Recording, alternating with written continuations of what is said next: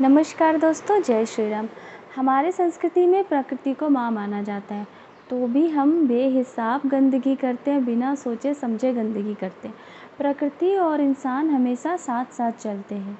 प्रकृति इंसान को हमेशा आने वाली घटनाओं की सूचना देती रहती है संकेतों के माध्यम से, लेकिन हम अब प्रकृति से उतने कनेक्टेड नहीं हैं। मॉडर्नाइजेशन और सो कॉल्ड एजुकेशन की वजह से हम अब प्रकृति से काफ़ी दूर हो चुके हैं, तो जिसकी वजह से हम उन संकेतों को, उन कनेक्शंस को अब फ़ील नहीं कर पाते, समझ नहीं पाते।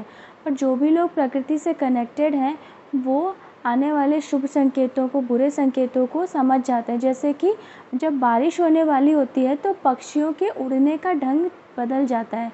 पक्षी अलग तरीके से उड़ते हैं। जो बड़े बुजुर्ग हैं और जो जनजातीय लोग हैं, वो उस पैटर्न को समझ जाते हैं कि बारिश आने वाली है और कितनी बारिश होने वाली, ये तक पता चल जाता है। जैसे जब सुनामी आने वाली थी तो समुद्र तट के जितने भी जनजातीय लोग थे, वो उनको पहले से ही प्रकृति के द्वारा ये संकेत मिल चुका था कि कुछ अनहोनी इस तरह के होने वाले, तो वो पहले ही अपने स्थान से दूर जा चुके थे।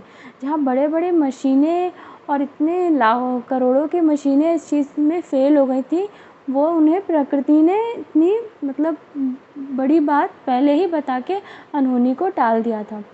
और आज मैं आपको बताने जा रही हूँ कि कैसे प्रकृति को गंदा करने से, उन स्रोतों को गंदा करने से आपके ग्रह खराब होते हैं। जैसे कि अगर आप जल स्रोतों को गंदा करते हैं, जैसे नदी, तालाब, इन जैसे स्रोतों को गंदा करते हैं, स्पेशली नदियों को गंदा करते हैं, क्योंकि नदी में बहुत पावरफुल स्ट्रॉन्ग एंटिटी होती है। सारे प्रकृति में ही, पेड़ों में, भूमि में और नदियों में बहुत स्ट्रॉन्ग पावरफुल एंटिटी होती है, स्ट्रॉन्ग चेतना होती है, इनमें भी जान होती है। इसीलिए अगर आप इनको गंदा करते हैं और इनको कुछ भी गलत करते हैं, काटते हैं, तो आपको इनका भी एक कर्ज लगता है और ये आपके जीवन में बहुत बुरे इफ़ेक्ट लाती है। जैसे अगर आप नदियों को गंदा करते हैं, उनमें बेहिसाब कूड़ा डालते हैं, तो ये चंद्रमा के पितृदोष को जन्म देती है आपके जीवन में। ये आपकी कई पीढ़ियाँ भी झेलती है। जैसे आप बहुत अच्छे अमीर हैं, लेकिन आपकी पीढ़ियाँ वैसे नहीं होंगी, वो बरकत उनमें नहीं जाएगी, फिर वो एक गरीबी और दरिद्रता आगे आने वाली पीढ़ी में आती है। मनी लॉस, कलह, क्लेश, मानसिक अशांति, माता की तबीयत खराब रहना, ऐसे बहुत सारे बुरे इफ़ेक्ट आपको देखने को मिलते हैं चंद्रमा के पितृदोष अगर लगता है तो। उसी तरह से अगर आप अन्य स्रोतों को गंदा करते हैं, तो वैसे ही बुरे इफ़ेक्ट आपके जीवन में आते हैं और वैसे ही ग्रह खराब होते हैं। तो मेरा ये इस वीडियो का संकेत ये है कि आप अपने प्रकृति को साफ़ रखें, अपने स्रोतों को साफ़ रखें, उनका सम्मान करें, उनकी सेवा करें, पशु पक्षियों को फीड करें, वृक्ष लगाएं, वृक्षों को पानी दें, क्योंकि ये आपको ब्लेसिंग्स देते हैं, आशीर्वाद देते हैं। लाल किताब उपाय में प्रकृति की सेवा से ही बहुत बड़े बड़े उपायों को किया गया है, बहुत बड़े बड़े कर्मों को काटा गया।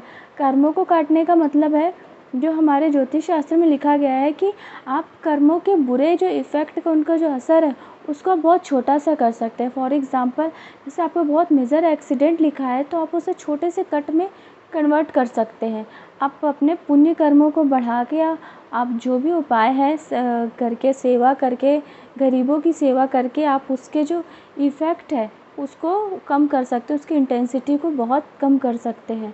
तो आप प्रकृति का सम्मान करें, उनको गंदा ना करें, मतलब जो भी जानबूझ के गंदा करते हैं, तो ये ऐसा बिल्कुल ना करें। तो आज मेरा यही संकेत है कि मदर अर्थ का सम्मान करें। जय श्री राम।